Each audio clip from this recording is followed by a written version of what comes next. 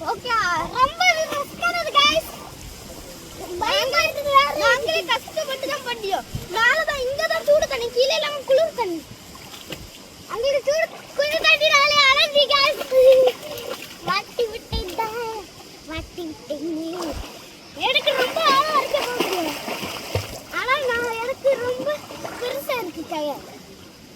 friends நம்ம முங்கி கிழிச்ச போறோம்